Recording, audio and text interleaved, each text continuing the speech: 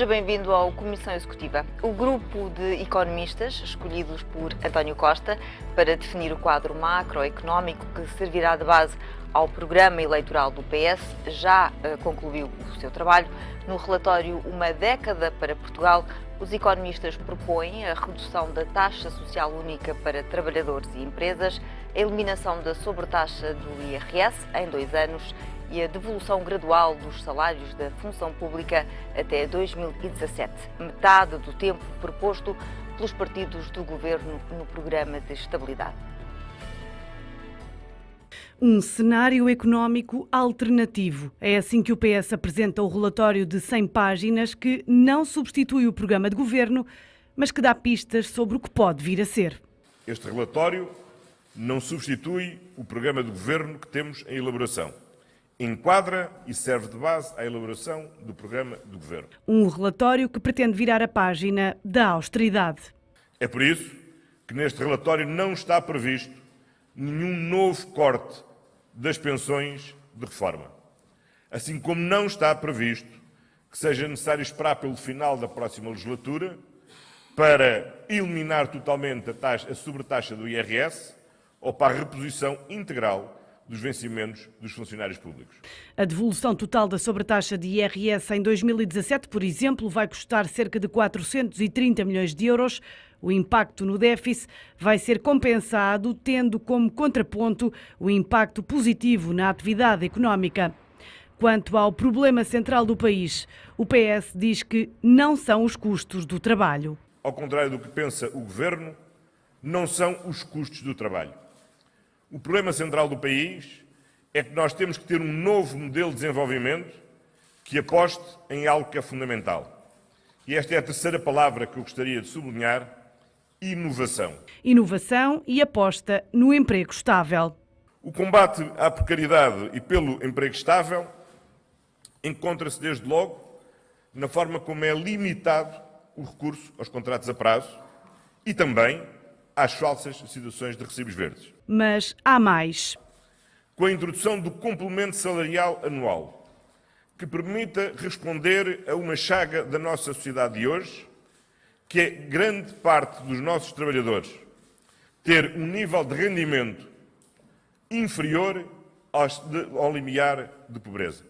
Mas uma das grandes bandeiras vai ser a redução da taxa social única, TSU, de forma provisória para os trabalhadores em 2018 e também reduzir a contribuição dos empregadores para a segurança social. Com a redução progressiva e temporária da contribuição dos trabalhadores para a segurança social, numa medida financeiramente equilibrada, através do impacto atuarial justo, sempre a prazo, e que nunca afeta nem os atuais pensionistas, nem aqueles que estão a menos de 5 anos de atingirem a idade da reforma. Para o fim, António Costa deixou o tema sustentabilidade da segurança social. A criação de emprego é mesmo a melhor condição, a mais importante condição para a sustentabilidade da segurança social. Aquilo que aqui é proposto é alargar e diversificar as fontes de financiamento da segurança social.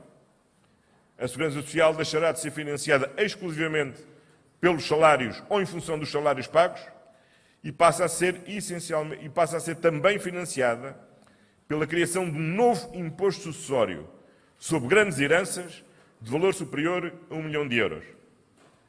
Pela consignação também à segurança social da nova taxa contra a precariedade. E, finalmente, pela não prossecução da redução da taxa do IRC, criando-se aqui um IRC social, com as receitas consignadas também à Segurança Social. É o essencial do cenário económico alternativo do PS, que vai servir de base ao programa de governo, que vai ser apresentado a 6 de junho. E no Comissão Executiva de hoje debatemos precisamente estas propostas apresentadas pelos economistas escolhidos por António Costa. Como habitualmente, às quartas-feiras contamos com a presença de Pedro Borges de Lemos, advogado, Miguel Félix António, jurista, e João Atanásio, professor da Universidade Europeia. Sejam muito bem-vindos, Miguel Félix António.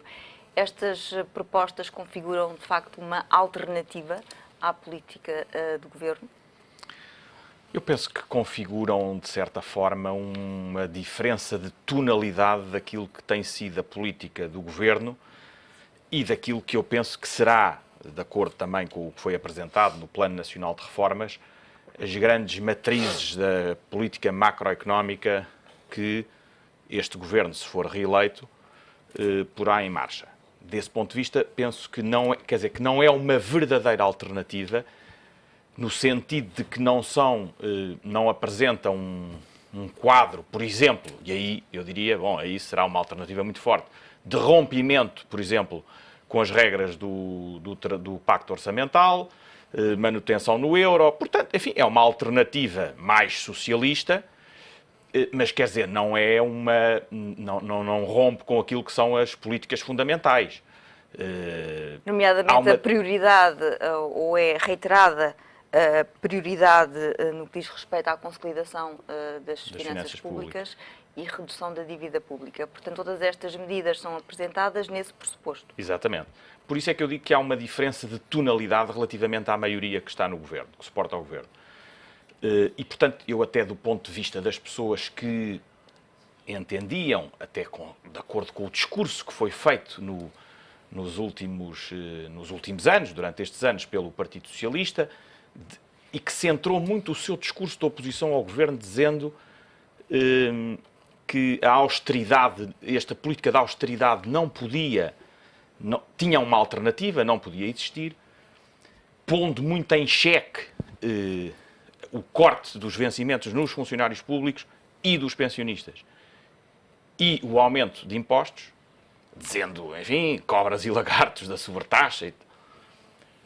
O que é que se verifica? É que o Partido Socialista deve ter tido um assomo de realismo, porque mesmo a 6 meses de eleições, onde é normal que os partidos queiram explorar ao máximo as suas diferenças para convencer as pessoas que têm de facto uma alternativa a quem está no Governo, ainda assim faz tábua rasa do que tem sido o seu discurso na oposição, porque já pensa que pode chegar ao Governo e, portanto, não quer, digamos, entrar em incumprimento logo no início. Mas em que pontos em concreto está a pensar para mim é claro. Repare, se um partido sustenta a sua oposição nos cortes dos vencimentos e nos aumentos de impostos, o que eu esperaria é que ele conseguisse alterar isso imediatamente e explicasse como. Portanto, estaríamos à espera que houvesse uma reposição total, por exemplo, dos cortes salariais já em 2016 e não gradual. Claro, isso foi isso que o Partido Socialista disse ainda há muito pouco tempo. E até invocando a decisão do Tribunal Constitucional. Portanto, e desse ponto de vista surpreende-me e percebo, eu não sou eleitor do Partido Socialista, mas quer dizer, do ponto de vista analítico, percebo a desilusão que pode haver em muita gente que se sentiu enganado por este governo, e com alguma razão, porque sabemos que, enfim, que o Primeiro-Ministro, em campanha eleitoral em 2011, disse que não aumentava impostos, que não fazia, pois fez o contrário, e, portanto, as pessoas sentiram-se enganadas, mas eu penso que agora estão, portanto, desiludidas e agora pensaram, bom, temos agora aqui uma alternativa que é o Partido Socialista, que nos vai resolver estes problemas. E o que se verifica é que o Partido Socialista vem, pelos vistos, dar razão ao que foi a política deste governo. Quer dizer, assim, as medidas de austeridade não só se mantêm, como mantêm-se ainda por mais 2 anos. Portanto, repare, a diferença, verdadeiramente, e depois podemos ir ver mais medidas à frente, porque eu penso que há outras medidas interessantes de analisar. Mas nestas que foram emblemáticas da oposição ao governo, o Partido Socialista é uma questão de grau. Quer dizer, o governo repõe-as em 4 anos, o PS repõe-as em 2. Portanto, penso que as pessoas têm razão para não entender como é que se faz um discurso durante 3 anos de que havia uma alternativa clara às políticas seguidas por este governo e agora, em cima das eleições, apresentam uma espécie de alternativa. Pedro Borges de Lemos, concorda com essa análise? Há aqui já um recuo, tendo presente que este não é o programa eleitoral do Partido Socialista. Olha, eu ia um pouco mais longe do que aquilo que vai o Miguel. dizendo que eu considero que uma década para Portugal é, digamos que, um programa, um plano dos 3 Is, ou seja, irrealista, irresponsável e ilusório. Irrealista porque, no fundo, é uma projeção que aponta para uma realidade social e económica muito difícil de alcançar. Está a falar das previsões de crescimento? Das previsões de crescimento e não só. É irresponsável porque é cego às consequências que, no fundo, esta projeção poderá, no fundo, levar para Portugal. E é ilusório porque, enfim, aponta promessas que são incapazes de ser cumpridas. No fundo, quer dizer, aqui o Partido Socialista entra, como o Miguel dizia bem, numa contradição muito grande, quando realmente refere que, relativamente, por exemplo, ao programa de estabilidade apresentado pelo Governo há uma semana, a primeira coisa que o Partido Socialista faz é criticar esse programa de estabilidade porque o programa de estabilidade mantinha os cortes. O que é que neste momento o Partido Socialista faz? É efetivamente mantê-los também. Depois, a segunda crítica que o Partido Socialista apontava era que o Governo propõe a reposição de 20%, propõe a reposição à razão de 20% dos salários da função pública e que, inclusivamente, isso era um desrespeito ao Tribunal Constitucional. O que é que neste momento o Partido Socialista faz? Exatamente a mesma coisa, diminui em 2 anos. Portanto, quer dizer, no fundo, há aqui uma incoerência, uma contradição do Partido Socialista relativamente àquilo que, de facto, são as medidas a tomar para haver realmente aqui uma verdadeira alternativa e não apenas uma alternância. E depois há aqui também um ponto que eu acho que é extraordinariamente importante e que diz respeito ao seguinte. O Partido Socialista não diz claramente se são realmente estas medidas que vão ser tomadas. Ele diz que, enfim, este é um guião. No fundo é isso que ele diz. Não é o programa eleitoral. Não é o programa eleitoral que só no dia... São as propostas dos economistas. No dia 6 de junho é que, de facto, é apresentado o programa eleitoral.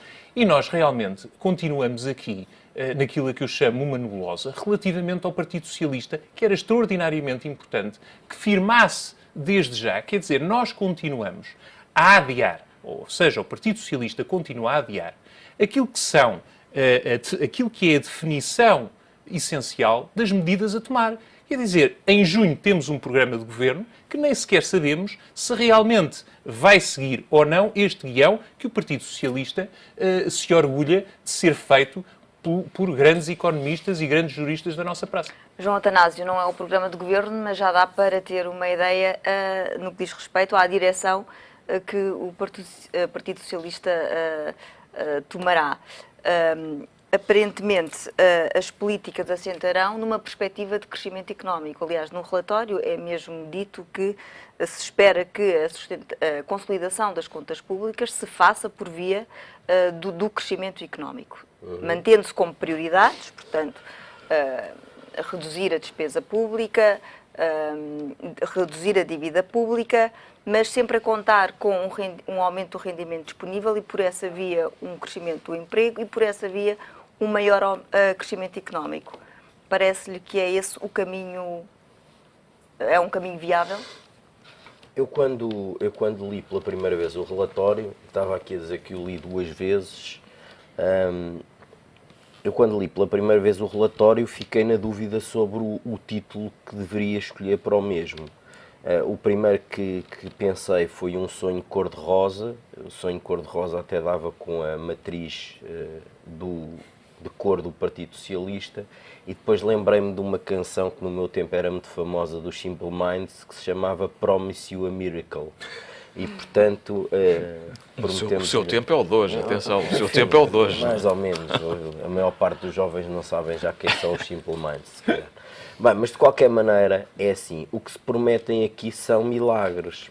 O que se promete aqui é uma redução significativa da receita, é dito e quantificado, e é a ilusão de que ela vai crescer não por cortes na despesa, mas por força do crescimento económico. Ou seja, a Ministra das Finanças veio dizer uma frase que talvez não tenha sido a mais correta nos últimos tempos, que é: os nossos cofres estão cheios.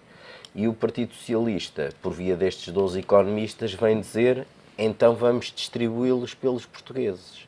Vamos abrir os cofres e vamos distribuir o dinheiro pelos portugueses. E acredita numa espécie de círculo virtuoso de crescimento. Ou seja, acredita que se as pessoas tiverem todas mais dinheiro, vão todas gastar mais, vão induzir investimento, vão induzir emprego, vão induzir maior pagamento de impostos, vão induzir maior crescimento económico, e que isto é uma espiral de crescimento. Ora, se nós olharmos, e era isto que eu gostava de... Quando eu ouço António Costa dizer que espera um crescimento de 2,6%, rapidamente, eu olho para os últimos 30 anos e vejo que a média de crescimento de Portugal é abaixo de 1%. E houve nestes últimos 30 anos, 3 anos em que nós crescemos mais que 2,6%. Portanto, aquilo que António Costa nos promete foi uma coisa que em Portugal aconteceu pontualmente, em momentos de grande pujança da economia europeia, de projetos mobilizadores como foi o euro, como foi o mercado único, e portanto eu não estou a ver Portugal a crescer sustentada. Eu não estou a dizer que não possa crescer 1 ou 2 anos de 2,6%. Nem com o aumento do rendimento, o aumento do consumo. Oh, Carla, se isso fosse tão simples, então qualquer governo em qualquer país do mundo aumentaria o rendimento e o consumo. Porque isso seria muito simples, encher-se-iam. Isso depois tem uma série de consequências conexas de que não se fala neste relatório, que é: e a inflação? Porque o aumento do consumo privado induz inflação. E a inflação vai acabar por retirar o rendimento nós real. Precisamos de inflação. Precisamos de inflação. Para termos também investimento. Eu sei, precisamos de inflação. Mas se apenas enchermos os bolsos dos portugueses com mais dinheiro por via da redução da contribuição para a segurança social, por via de complementos remuneratórios das pessoas mais pobres, por via de menos impostos e de eliminação de sobretaxa, por via de reposição de salários, aquilo que vamos ter é mais dinheiro nas pessoas, provavelmente vão induzir a inflação, que não é uma inflação que nós desejamos, que é uma inflação até 2%, mas vamos ter uma espiral inflacionista que pode chegar aos 4, 5% e que vai, na realidade, comer aquilo que é o crescimento económico. Porque a mim não me interessa nada o crescimento económico nominal, interessa-me o crescimento económico real.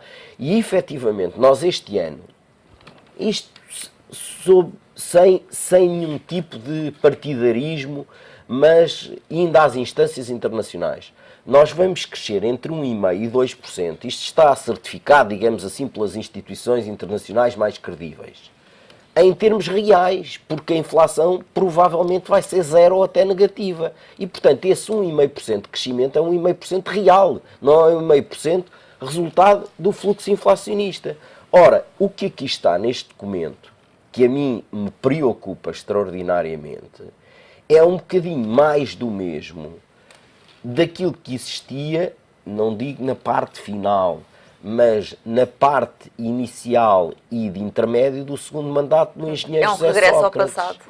É um regresso ao passado, porque o engenheiro José Sócrates já tentou fazer isto. Eu não estou a dizer que não teve imensos méritos numa série de setores, na área das energias renováveis, nas áreas das telecomunicações, ou várias meritórias. Agora, aquilo que ele queria e que pôs em prática foi que os portugueses tivessem mais poder de compra. E isso levou a quê? Maior endividamento privado, completo descontrole das contas públicas e, portanto, eu não estou a ver, já vamos discutir algumas das medidas em concreto, mas eu não estou a ver com este cenário como é que se consegue conjugar isto com diminuição do déficit e redução da dívida pública. Acho que é a quadratura com esta do círculo. Política não se conseguiria manter o déficit abaixo dos 3%?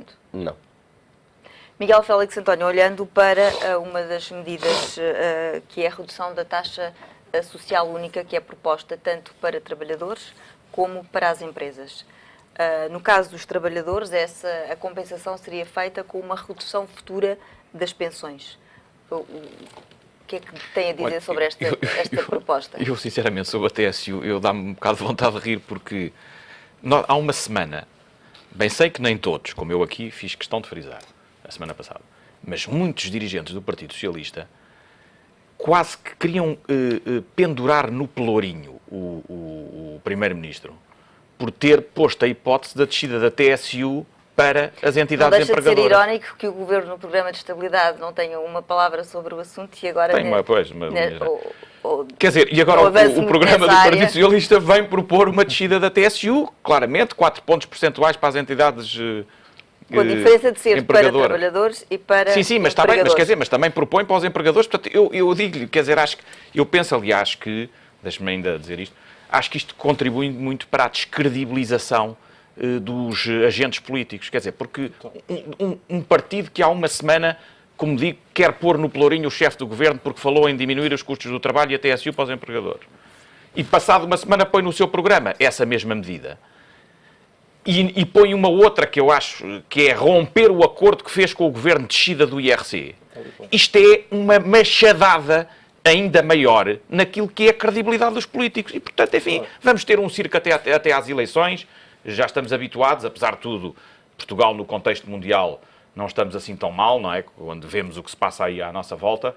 Mas quer dizer, mas acho que isto é lamentável. Bom, mas relativamente à TSU, portanto, a descida para os empregadores e depois a descida para os trabalhadores, mas de uma forma... Eu não sou muito adepto de descidas e mexidas em impostos de forma transitória. Porque mexe, depois põe, aumenta, retira... Para os trabalhadores seria até 2018. Até 2018 e depois começa outra vez a repor a 0,5% ao ano para voltar aos 11%. Portanto, isto é uma ilusão que se vai criar. O objetivo aqui é aumentar o rendimento das famílias. Mas então eu até pergunto porque é que não se diminui a sobretaxa? Porque é que se vai introduzir aqui mais um fator de perturbação na TSU e no financiamento da Segurança Social? Em vez, por exemplo, então, se querem mais dinheiro, porque é que não cortam na sobretaxa? Agora, e depois do ponto de vista, enfim, e portanto, relativamente à TSU é isto que eu tenho a dizer, quer dizer, não tenho muito porque de facto deixou-me completamente surpreendido e deixa-me um bocado espantado. Como é que se pode propor este tipo de medidas num contexto em que, esta questão da TSU, num contexto em que nós sabemos como é que está a Segurança Social. Depois disso, bom, mas é só para os trabalhadores que têm menos de 60 anos e que têm contratos a termo, e que têm contratos sem termo, e, portanto, e que estão na taxa máxima. E isto vai ser compensado, enfim, não vai ter grande efeito no valor das pensões lá à frente, não sei o que mais e tal. Eu penso que isto se há matéria que eu penso que devia ser bem trabalhada e bem gizada, é da reforma da Segurança Social. Isto não é nenhuma reforma, não é? Isto é querer dar a ideia de que com os pozinhos se consegue estimular o consumo interno, que as pessoas terão mais algum dinheiro, mas nem são todas, porque repare, o que me parece e parece visível no documento, o que se diz é que não é necessária uma grande reforma da Segurança Social, mas será um assunto para a segunda parte da Comissão Executiva, que faz agora um curto intervalo. Até já.